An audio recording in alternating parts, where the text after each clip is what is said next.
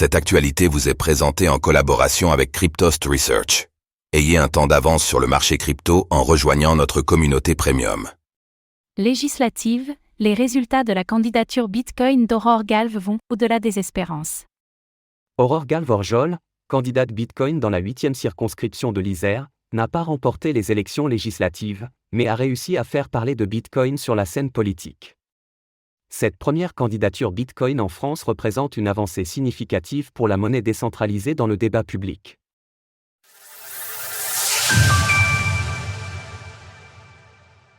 Une défaite aux législatives, qui est, en réalité, une petite victoire pour Bitcoin. Après le dépouillement des votes pour les élections législatives de 2024, plusieurs événements inédits se sont manifestés, notamment un taux de participation record d'environ 70%, le plus élevé depuis les élections législatives de 1997. Autre fait notable, la candidature Bitcoin déposée par Aurore Galve-Orjol dans la 8e circonscription de l'Isère a recueilli 91 voix, soit 0,16% des suffrages. En considérant que cette candidature ait été improvisée presque à la dernière minute, qu'elle était la première du genre en France, et qu'elle se déroulait dans une petite circonscription, nous pouvons la qualifier de petite victoire pour Bitcoin. Pour en savoir plus sur la candidature Bitcoin, découvrez notre interview avec la candidate et son suppléant.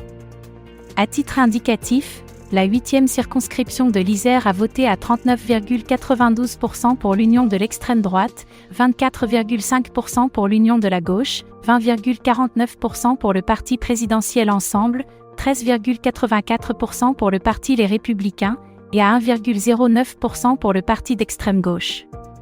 En réaction aux résultats, Aurore s'est exprimée dans une publication sur le réseau X, selon la candidate.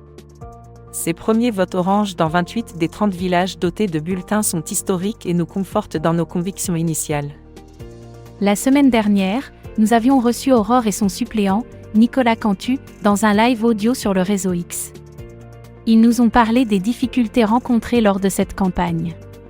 Par manque de moyens, d'argent et de soutien, le camp Bitcoin n'a pas pu déposer de bulletins dans tous les bureaux de vote, ni coller suffisamment d'affiches ou mener une campagne plus large pour convaincre davantage d'électeurs. Que proposait Aurore avec sa candidature orange ? Même si la campagne ne s'est pas soldée par une victoire nette, elle est en revanche très prometteuse pour le futur de Bitcoin dans la politique. Aurore Galve a néanmoins su faire du bruit grâce à cette candidature et amasser 91 voix dans une circonscription peu peuplée de la France. Voici un bref rappel de ce qu'elle proposait: promouvoir Bitcoin pour défendre la souveraineté des citoyens. Aurore et Nicolas ont voulu mettre en avant l'importance de la notion de « custody » chez les bitcoinés et que celle-ci soit partagée à toute la population, permettant aux citoyens de contrôler totalement leur argent.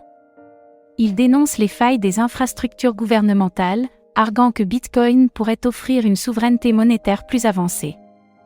Utiliser le minage de Bitcoin pour une transition écologique efficace, il propose d'utiliser le minage de Bitcoin pour réduire le gaspillage énergétique et les émissions de méthane. Dans notre interview, Nicolas a insisté sur l'importance de l'éducation et de la diffusion des informations pour permettre à chacun de bénéficier des avantages qu'offre le minage de Bitcoin. Protéger la vie privée sur Internet et en dehors, le camp Bitcoin dénonce les projets de monnaie numérique de banque centrale, MNBC, centralisés qui compromettent le respect de la vie privée chez ses utilisateurs. Il met notamment l'accent sur les risques de surveillance et la promotion des outils de confidentialité pour se protéger. À lire également dans l'actualité MICA, les nouvelles règles sur les stablecoins entrent en application, qu'est-ce que cela change ? Enfin, la candidature avait principalement deux objectifs: faire parler de Bitcoin et proposer une alternative au vote blanc qui n'est pas comptabilisé. Tout en offrant une option politique axée sur la résilience numérique, énergétique et monétaire. Retrouvez toutes les actualités crypto sur le site cryptost.fr.